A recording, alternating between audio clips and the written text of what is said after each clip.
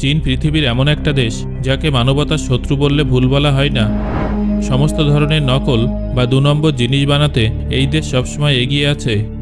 কখনো নকল ডিম, নকল চাল, এমনকি নকল বাঁধাকপি, সব ধরনের নকল জিনিস বানিয়ে বাজারে বিক্রি করে এরা। কিন্তু চীনের হঠাৎ কি এমন প্রয়োজন পড়ল যে তারা নকল সূর্য বানাতে উঠে পড়ে লেগেছে, আর পুরো পৃথিবীর মানুষকে অবাক করে দিয়ে তারা নতুন সূর্য বানাতে সফল হয়েছে, যার তাপমাত্রা আমাদের সূর্যের থেকেও 10 গুণ বেশি। আমরা যুগ যুগ ধরে প্রতিদিন ভোরে যে সূর্যকে উদিত হতে দেখি আর বিকেলে অস্ত যেতে দেখে আসছি, তার থেকে অনেক বেশি শক্তিশালী সূর্যকে বানানো হয়ে গেছে, চীন বানিয়েছে। এখন প্রশ্ন হলো, চীন নকল সূর্য বানাতে গেল কেন? এই নতুন সূর্যও কি প্রতিদিন ভোরে উদিত হবে আর বিকেলে অস্ত যাবে? এই নতুন সূর্যের দ্বারা কি চীন পুরো পৃথিবীকে হাতের মুঠোয় নিয়ে আসতে চাই? চীন এই সূর্য তৈরি করে কি প্রমাণ করতে চাই? আমাদের সকলের মনে নিশ্চয়ই এই সমস্ত প্রশ্ন উঠছে, তাই না বন্ধুরা?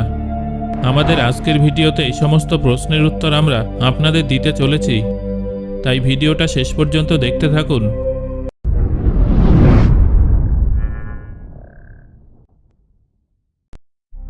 বন্ধুরা, পৃথিবীর সকলেই জানে যে চীন এমন একটা দেশ যে সাম্রাজ্যবাদের নীতি অনুসরণ করে চলে। এটা এমন একটা দেশ যে তার সীমানাকে সর্বদা বাড়াতে চায়, যে তার চারপাশের সমস্ত কিছু হাতের মুঠোর মধ্যে রেখে পুরো দুনিয়াকে নিয়ন্ত্রণ করতে চায়।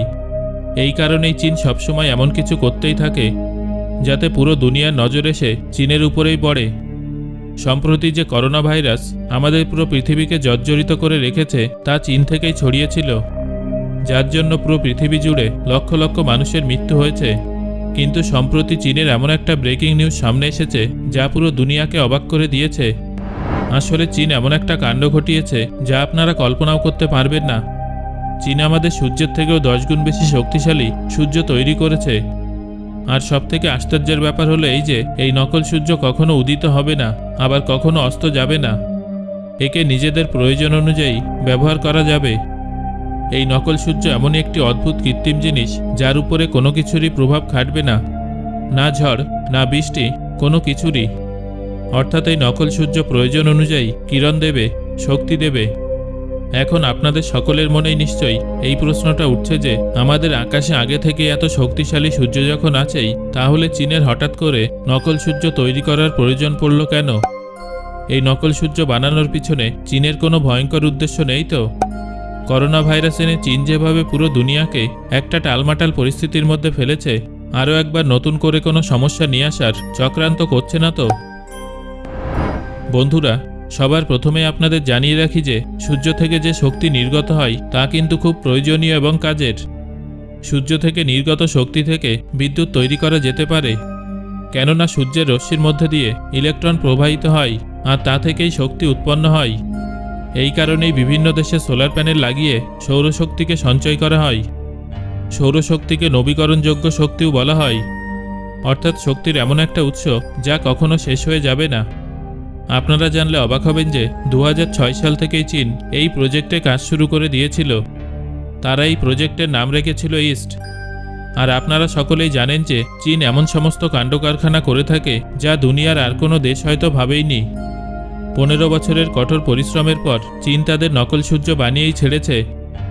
আপনারা জানলে অবাক হবেন যে চীন শুধু নকল সূর্য বানানোর দাবিই করেনি, বরং তারা এই নকল সূর্য থেকে 101 সেকেন্ডে 120 মিলিয়ন ডিগ্রি সেলসিয়াস উষ্ণতা উৎপন্ন করেও দেখিয়েছে।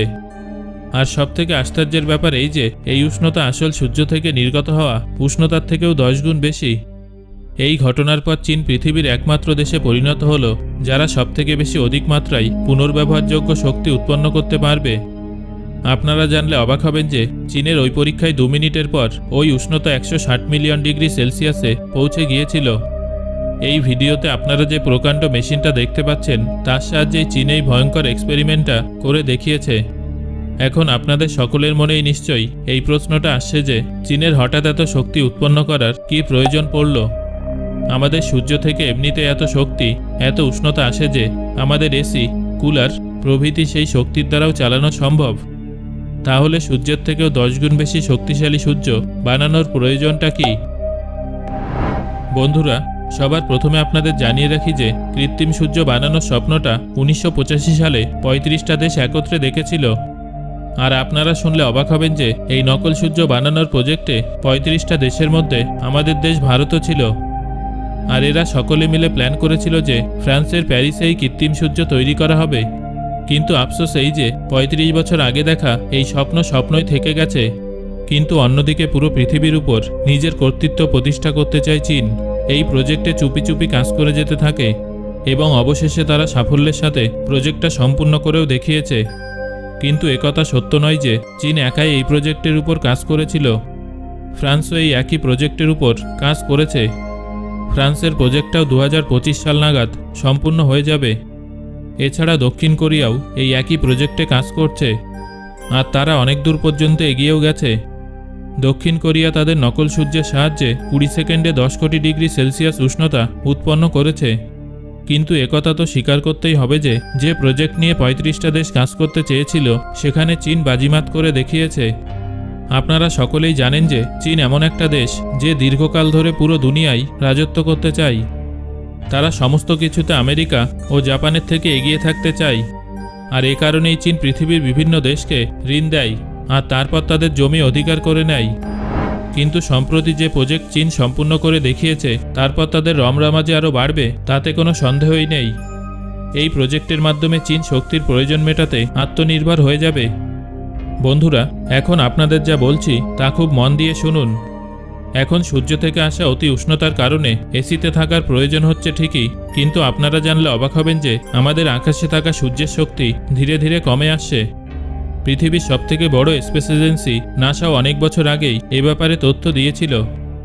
নাসা জানিয়েছিল আমাদের গ্যালাক্সিতে মজুদ অন্যান্য সৌরমণ্ডলের নক্ষত্রদের তুলনায় আমাদের সূর্য অনেক দ্রুত দুর্বল হয়ে পড়ছে। যদি এরকম চলতে থাকে তাহলে খুব তাড়াতাড়ি সেই দিন আসছে যখন এই পৃথিবীতে আবার তুষারযুগ শুরু হয়ে যাবে। আর সেই অবস্থায় নকল সূর্য যে শক্তি তাতে কোনো সন্দেহই নেই। আপনারা আরও জানলে অবাক হবেন যে এখন চীন তো নকল সূর্য বানাতে সফল হয়েছেই, আবার এই চীনই নকল চাঁদ বানাতে কাজ শুরু করে দিয়েছে। আর খুব শীঘ্রই আমরা এই খবরও শুনতে পাবো যে চীন নকল চাঁদও তৈরি করে ফেলেছে। চীন একথাও জানিয়েছে যে নকল চাঁদ বানানোর পর সেটা তারা স্যাটেলাইটের মতো আকাশে স্থাপন করে দেবে, আর সেটা এমনভাবেই রাখা হবে যাতে তার রশ্মি পৃথিবীর সমস্ত প্রান্তেই পৌঁছায়। সো বন্ধুরা, আপনাদের কি মনে হয় চীনের এই নকল সূর্য কি আমাদের উপর কোনো ক্ষতিকারক প্রভাব ফেলতে চলেছে? সেটা আমাকে কমেন্ট করে জানান। আর ভিডিওটা ভালো লাগলে একটা লাইক করুন এবং বন্ধুদের সাথে শেয়ার করুন। পরবর্তীতে এরকম ভিডিও পেতে চাইলে আমাদের চ্যানেলটা সাবস্ক্রাইব করুন এবং পাশের বেল আইকনটি বাজিয়ে দিন। ধন্যবাদ।